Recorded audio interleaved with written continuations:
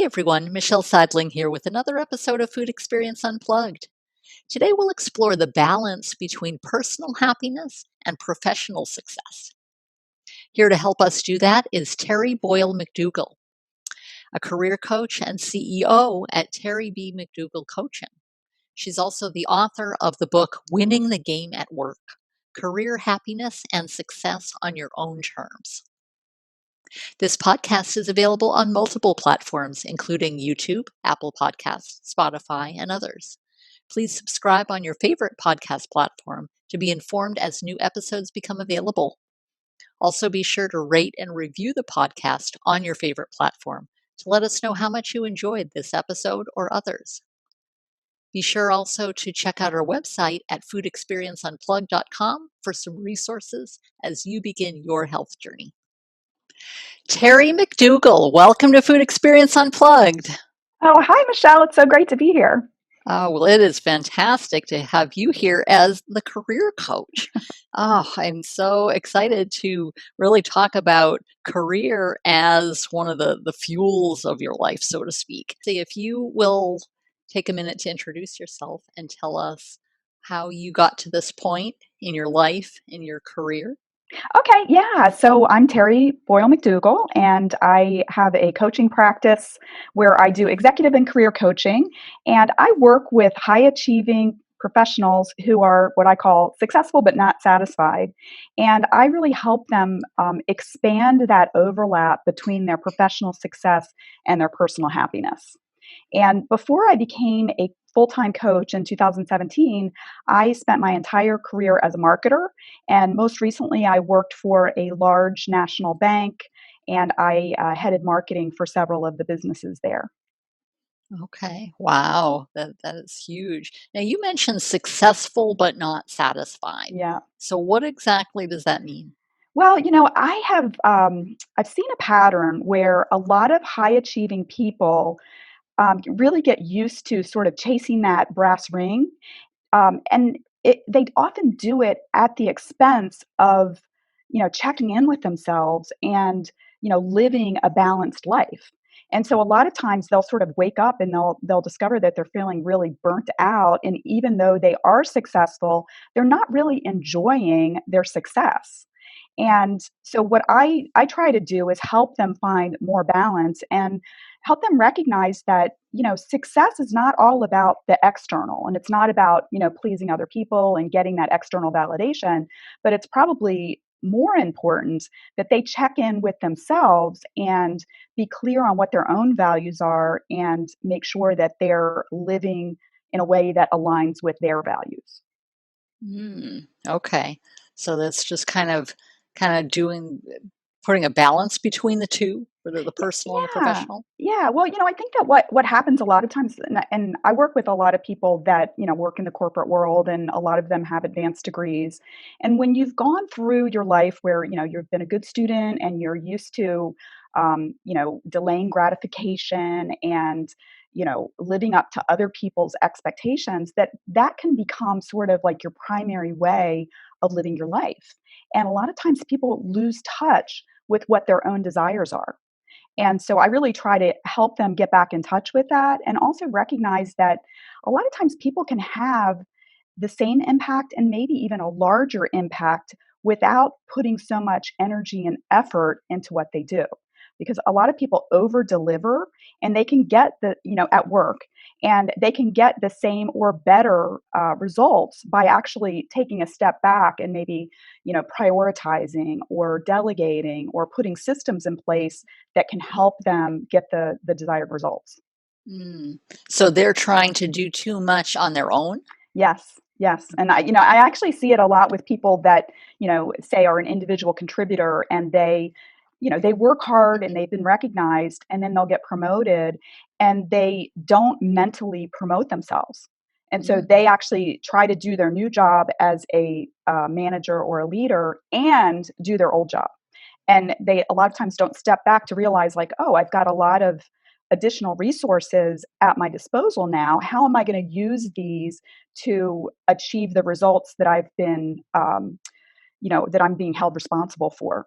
And I think that part of it is just not taking the time to really step back and kind of see the whole playing field. Mm, That's part of the reason why I named my book "Winning the Game of Work," because it really is a game. And sometimes if we're in the middle of the game and I use this analogy of being, in a rugby scrum, right? When we're in the middle of things, we can't really get any perspective.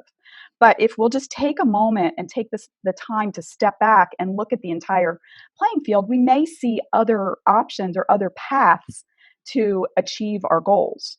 But sometimes people are too afraid to like take that time. They just feel like, oh, I've got to keep my nose to the grindstone. And that can be a really good way to burn out and not take the time to recharge your batteries so that you can enjoy your life and have the desired impact that you'd like to in your career. mm. Okay. So is that where the delayed gratification that you just spoke about comes into play?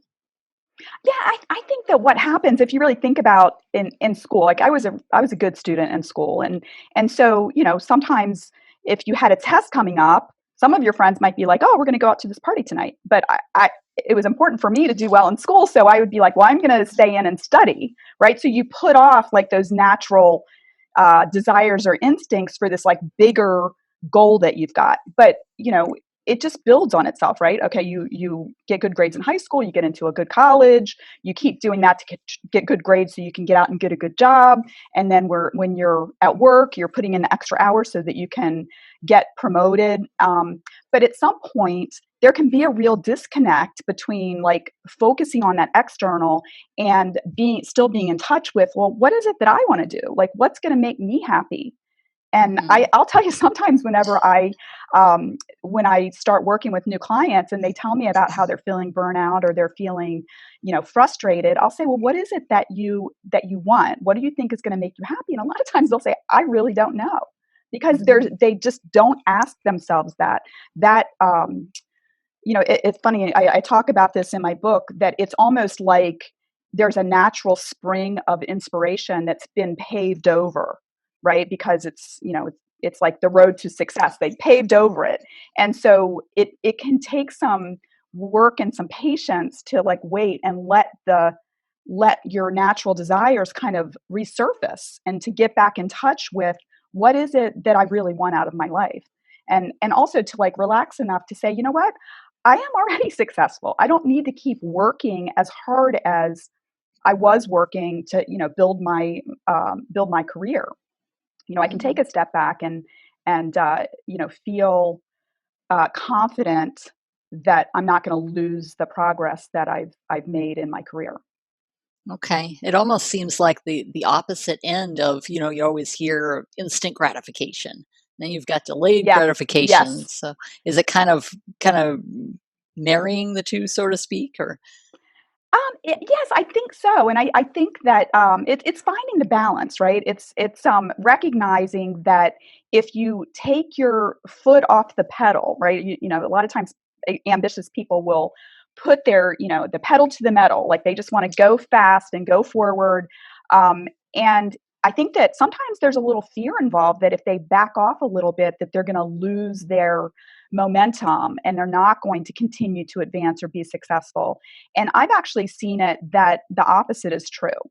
That as they advance in their career, they need to learn new skills. They need to learn to trust people that are on their teams. They need to learn how to delegate. They need to learn to step back and take the time for themselves, so that they've got time to think. They've got time to come up with the innovative new ideas. That they've got the time to train people that are under them, because you won't advance if you're irreplaceable. mm, And true. sometimes I think people will um, they enjoy that feeling of being I guess valued for a certain skill set. Okay. But if they don't allow others to be trained, they can't keep moving up.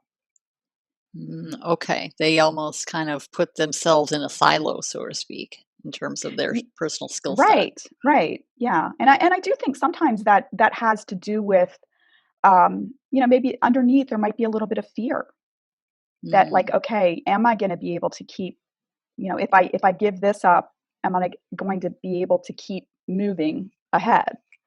And if I train somebody else to do what I'm doing, where does that leave me, right?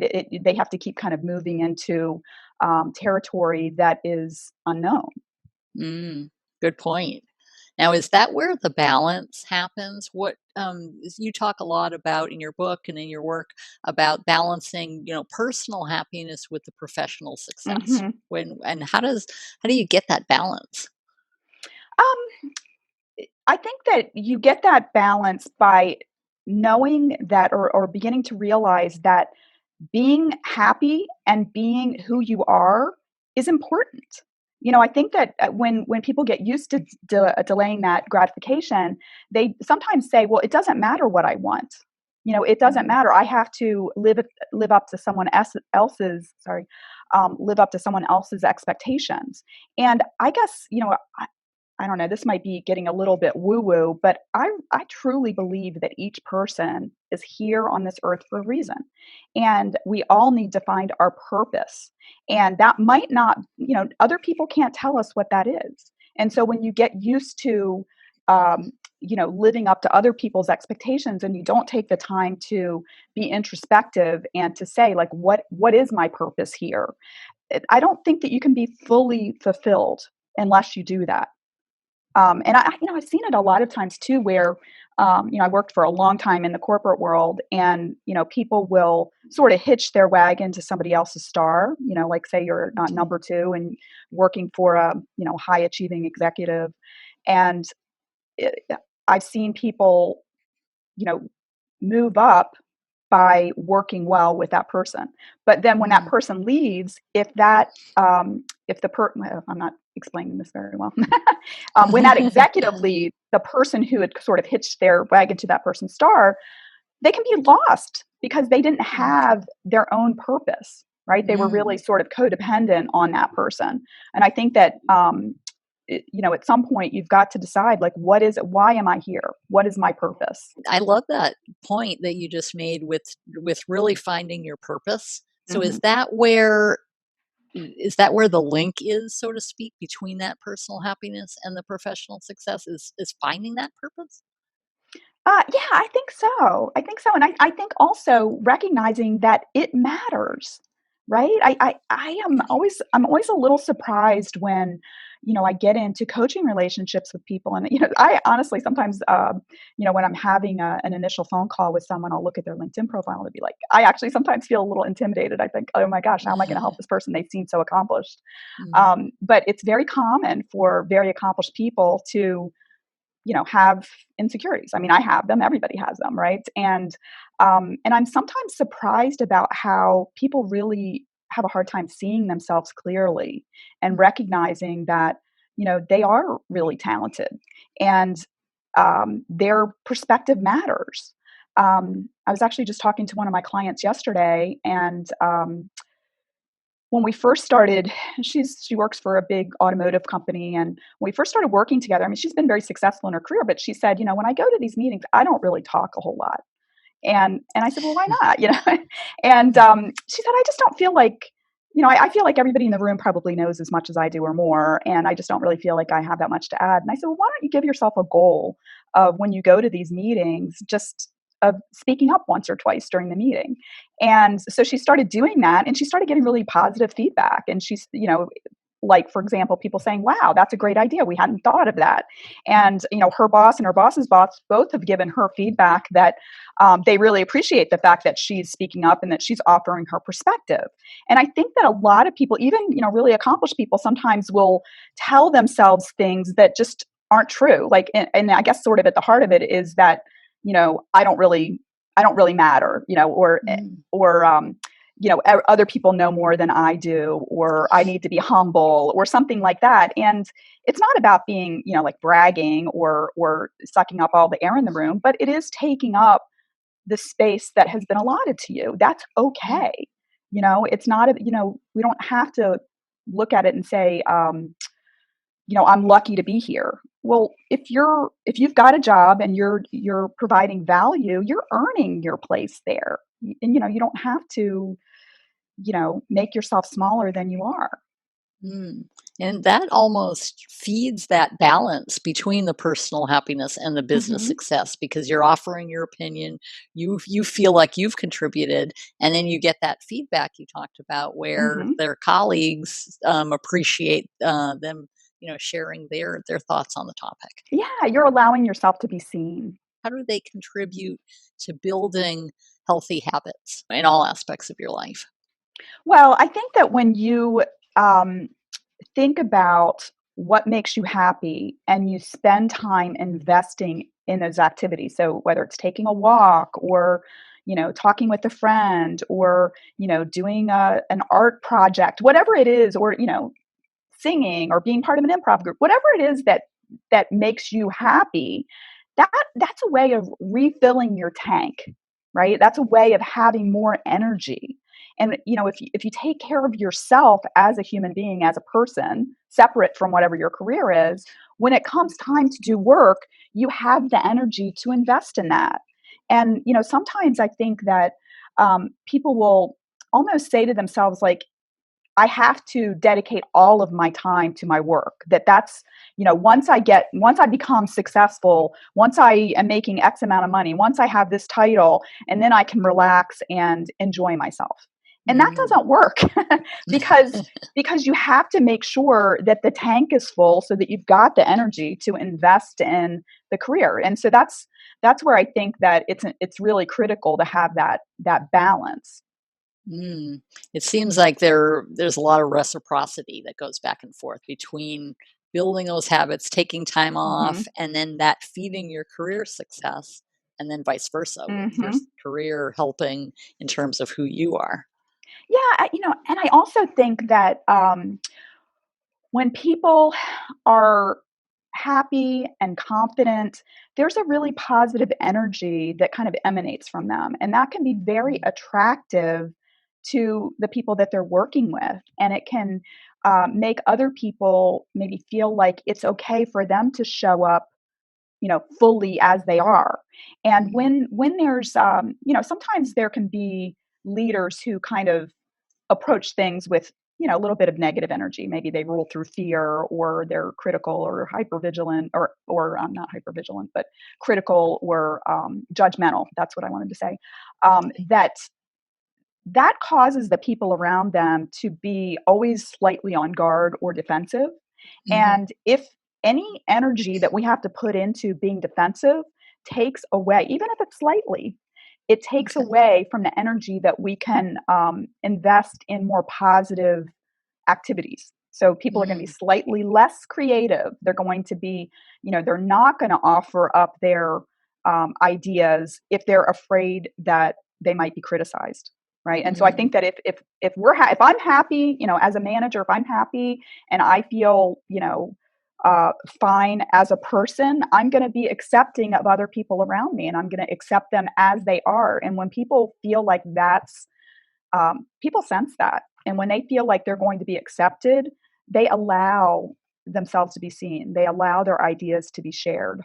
Mm, I love that. And it's almost as though it's a lot of times we think of, okay, my personal life and my professional life, and you kind of keep the two Mhm. separate, but Mhm. they feed into each other so much that, taking personal time off, for example, feeds Mhm. those creativity ideas. Mhm. Or at work, you're feeling satisfied, or you're feeling you've got that I guess happiness on that side of the scale as well. Yeah, absolutely. And I think back to whenever I worked at the bank and I had a team of people that reported to me, when I would do one-on-one meetings with my direct reports, the first thing that I would ask them is like, "How are you?" Right? And Hmm. Yeah. sometimes they'd say, "I'm not good." Mm. Either because something was going on at home, or they were having some frustrations with someone at work. And I think it's really important to check in with people to see how they are as an individual before you settle into, how are you doing with your goals and your projects?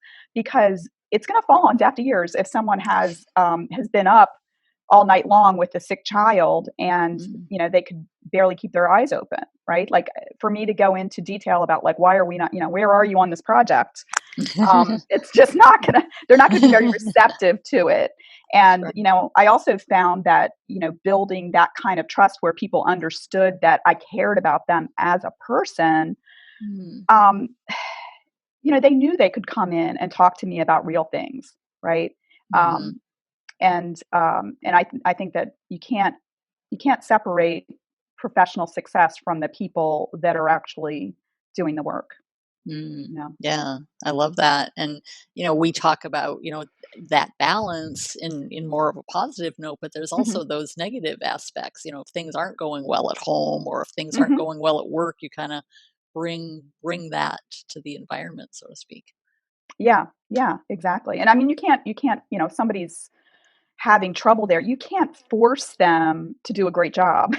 If they're going through a divorce or if they've, had a death in the family, you can't force that, right? You have to deal with them as a human being first. And quite frankly, I think that's the most important thing is to deal with human beings as human beings, right? And Sure. and then and once you are able to do that and you have that trust and so forth, and then you can talk about business. Yeah. And people will only bring I don't know. I think you have to create the environment within which people can be successful. As a leader, you can't make people bring their best. You can only Mhm. create an environment that empowers them to bring their best. Okay, I like that. That's important because you're not there, it's something that has to happen naturally. Yeah, exactly. You can only lead people. You can't force people. I mean, if you try to force people, you're not going to get you know the maximum amount of excellence or productivity that you could if you encouraged and you Sure. inspired. Sure, absolutely. Now, do you have any success stories or examples that you could share about people you've worked with who have done that balance or Mm. kind of resolved Mhm. those types of things? Yeah, I actually wrote about this one client. I mean, it changed her name and a lot of details, but when we Sure. first started working together, she had recently been promoted from leading a team of 8 people, and she'd been at this company for about 20 years and had worked her way up from an individual contributor to being a team leader of 8 people to being promoted within, I don't know, say 6 or 7 months of whenever I started working with her to being a departmental leader of 50 people. And when we started working together, she said, I'm working like 70 hours a week. She's a mom, she's married and a mom of 2 young girls. And she was very resentful of people on her team because she said, my team is going home at like 4 o'clock every afternoon. I'm taking work home over the weekend. I'm working like 10 or 15 hours over the weekend. She was Mm, she was at wit's end. And she's the classic example of what I was talking about with somebody who didn't mentally promote herself to the level that she was, right. She okay. had a ton of resources at her disposal that she wasn't using. And so we talked about, okay, what are your priorities? She had a few hurdles, mentally, in terms of, she was kind of she judged herself very harshly. Like, she wanted to have an open door policy. And so when we talked about um, maybe spending some time closing her door so that she could get her work done at work instead of having to take it home on the weekends. And she had some judgment around that. She said she felt like that would sort of conflict with her value of wanting to be an open door manager. And Mm, what we kind of settled on was that she was too involved in the work of the people that reported to her. She had basically sort of trained them to come to her to solve every problem. And mm, we talked about the fact that if she closed her door so that she could get her own work done, perhaps the people that reported to her would actually find solutions to the problems that she was solving for them. And in fact, that is part of what started to happen. But she also really started looking at her team and evaluating what the gaps were between what needed to happen and what was happening. And she started putting, like doing training, putting process in place so that the people on her team were delivering the results to her that she expected rather than her sort of jumping in and fixing everything. okay. And I think the reality was is that what got her to the level that she was at wasn't what was going to get her to the next level, right? She needed to learn how to trust. She needed to learn how to delegate. She needed to learn how to train, put systems in place. And I call these the leverage points.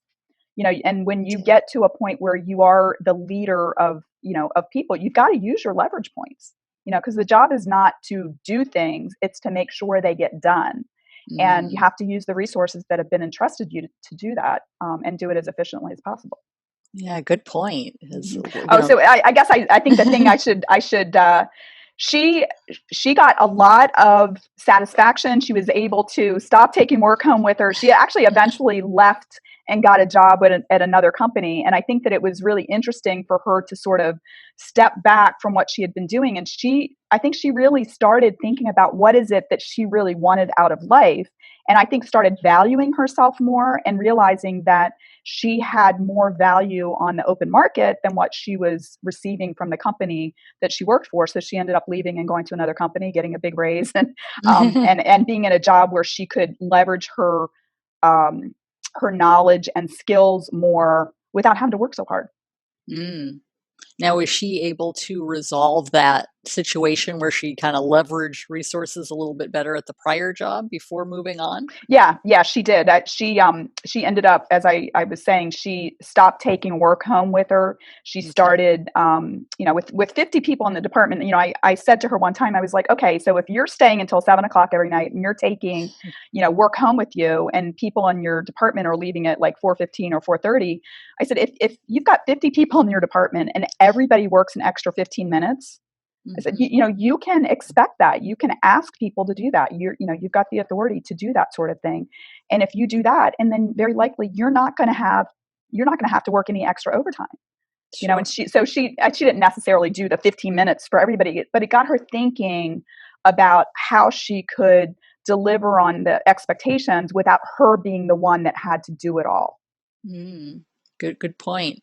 And then was she able to continue that open door policy that she wanted or that she she valued? she actually blocked off time on her calendar on a regular basis to close the door and finish the reports that she needed to do. But she also put in some, what she had been doing was she didn't get um, data from the people on her team in the format that she needed.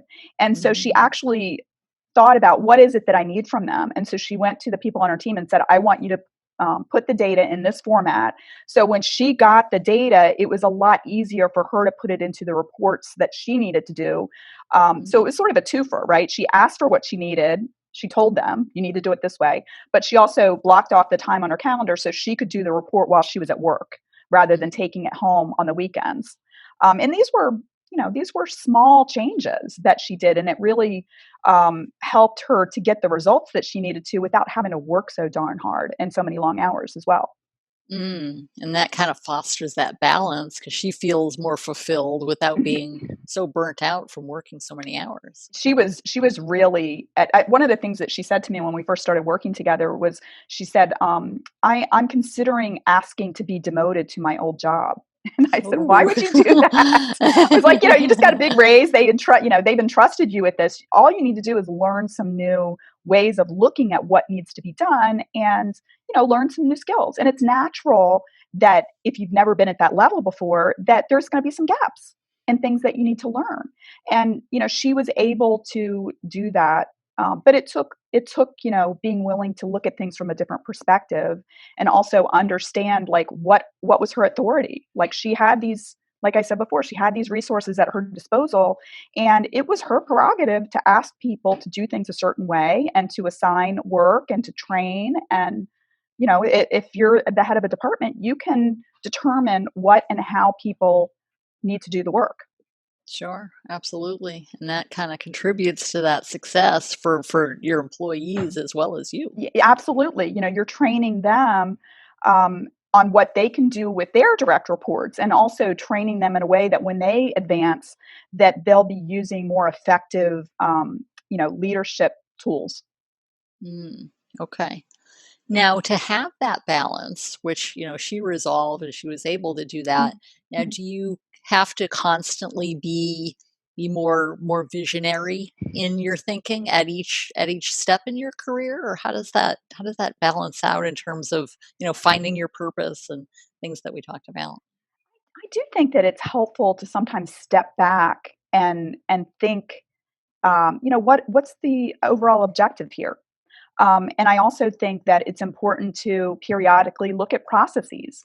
I worked for a long time in the corporate world, and a lot of times, say for example, if I moved into a new position, I really tried to re-examine everything that we did, because sometimes what I would find is there was like some vestige of some old step in a process that didn't even make sense anymore.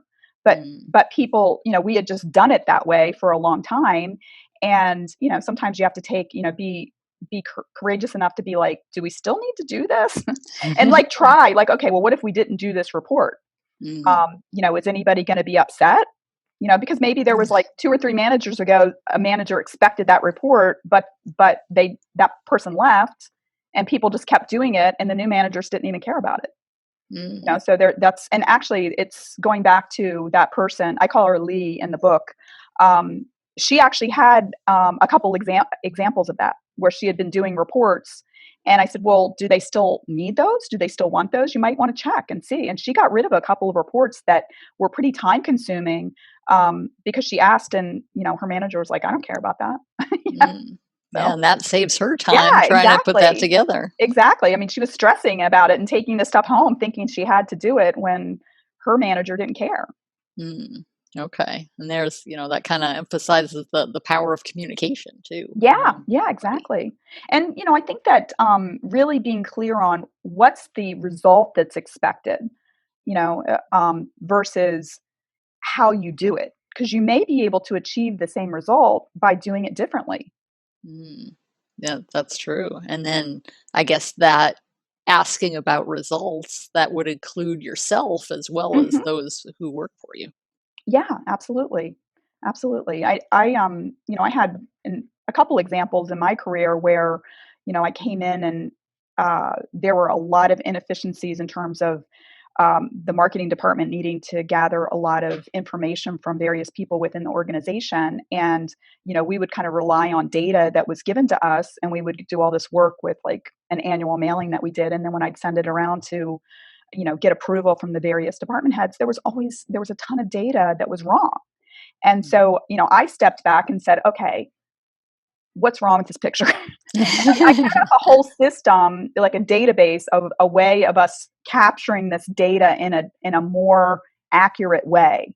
It took some time to get all of the experts or subject matter experts lined up, and to get Mhm. approval from like the department heads to agree to review it earlier in the process, so that we didn't do a lot of work for naught.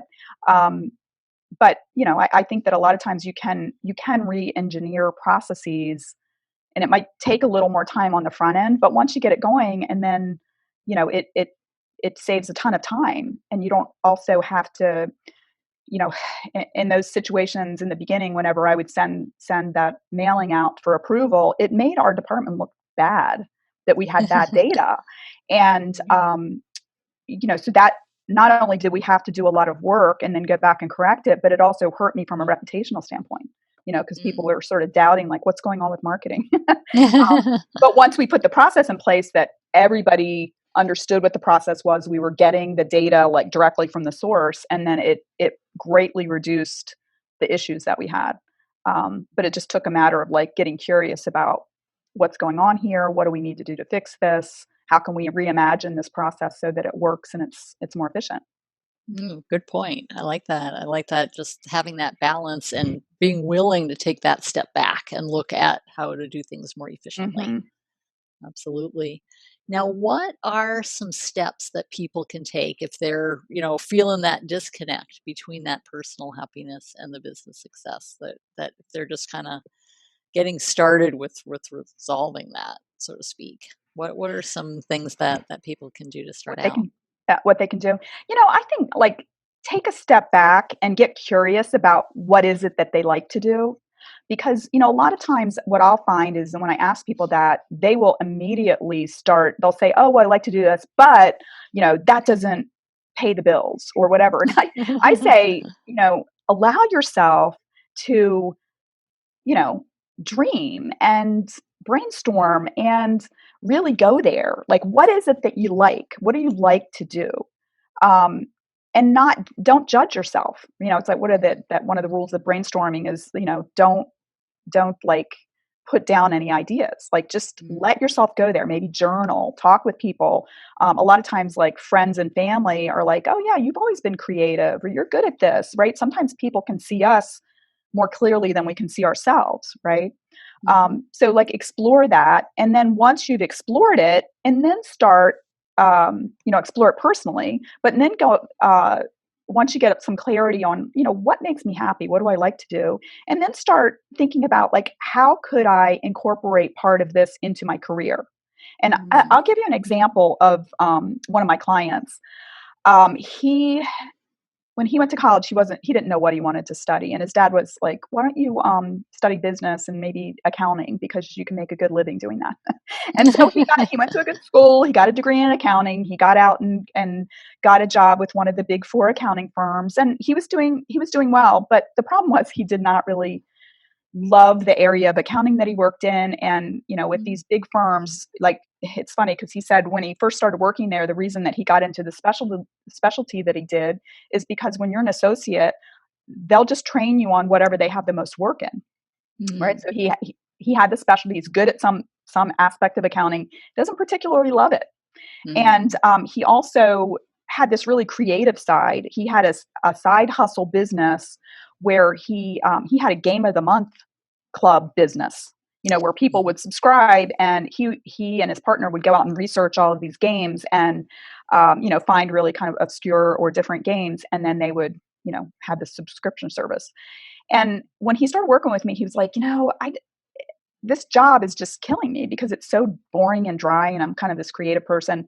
He had been applying for like accounting jobs at startup firms, and he wasn't getting any traction, which I wasn't surprised because I think it's a huge leap from going from big four to startup. And I said, why don't Mm. you start just having conversations with people, you know, like basically networking, but just start talking with people that maybe you're doing things that might be interesting, or you know, people that you know, and ask them like, what do you like about what you do? Here's what I do. You know, what do you see as a potential career path for me? Well, it ended up that his father-in-law introduced him to a partner in a regional accounting firm. They just had coffee. It wasn't a job interview at all. But once the partner understood what this guy's area of expertise was in accounting, he actually offered him a job because Uh, he said, um, you know, we've got a lot of partners and we've got a lot of associates. This guy was in his early 30s, and he's like, we don't have a lot of people in the middle. We don't have a specialty in the area that you are good at. But if you come to work for us, you can start up that practice, but we'll also get you involved in a lot of other things like mentoring the associates, business development. And so this really appealed to him being able to broaden his horizons and, mm. you know, be part of an organization where he could have influence rather than just being sort of a cog in the machine like he was at this, you know, huge accounting firm that had hundreds of thousands of employees.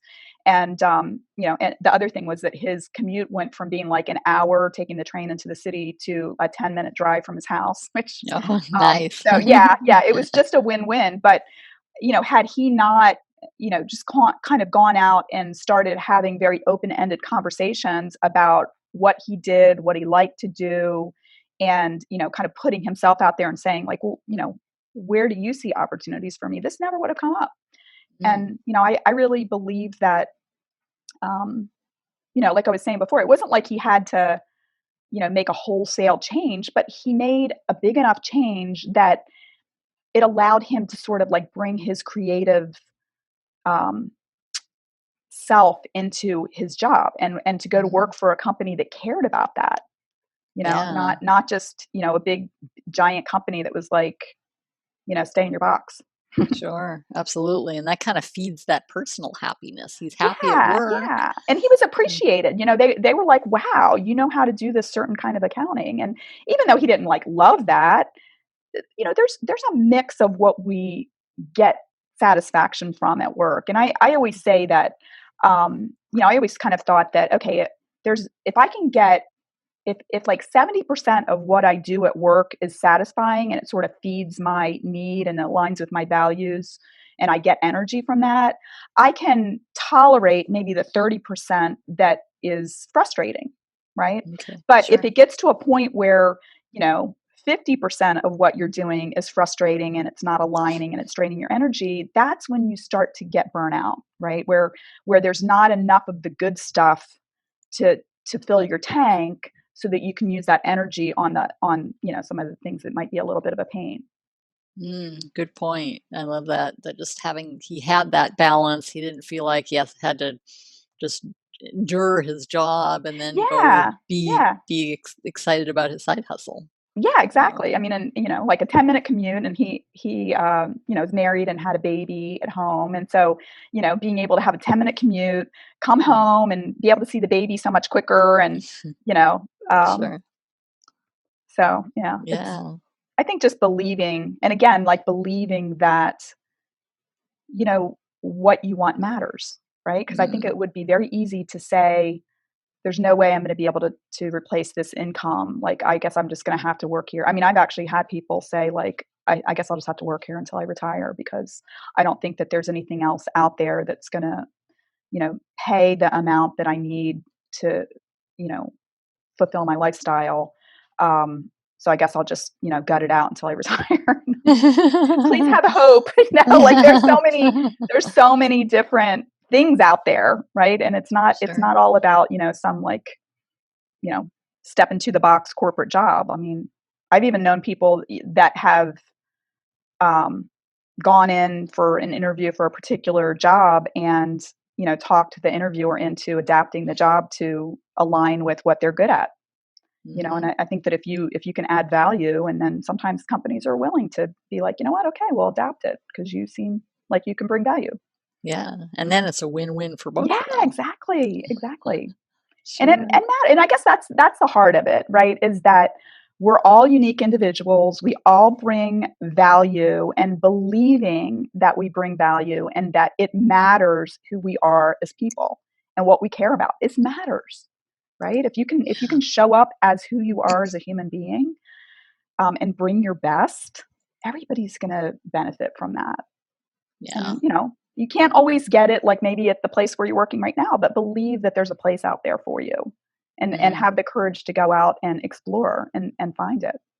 Yeah, I love that, Mhm. just kinda having the courage to change and move forward. Know that you Yeah. matter. I mean, that's the bottom line. Like, you do matter. You matter, and what you care about and what makes you happy matters. Sure. Well, Terry, how can people get in contact with you? They can go to my website at terrybmcdougall.com, and I'm also on LinkedIn at Terry B. McDougall. Okay, wonderful. Well, we will include those in the show notes. Terry, it has been amazing, a real eye opener to have that balance and to just, go forward and have that courage to be able to be happy on both sides, work and Yeah. personal. Yeah. Well, great. Well, thank you so much for being on Thank the show you. today. Thanks, Michelle. I really had fun.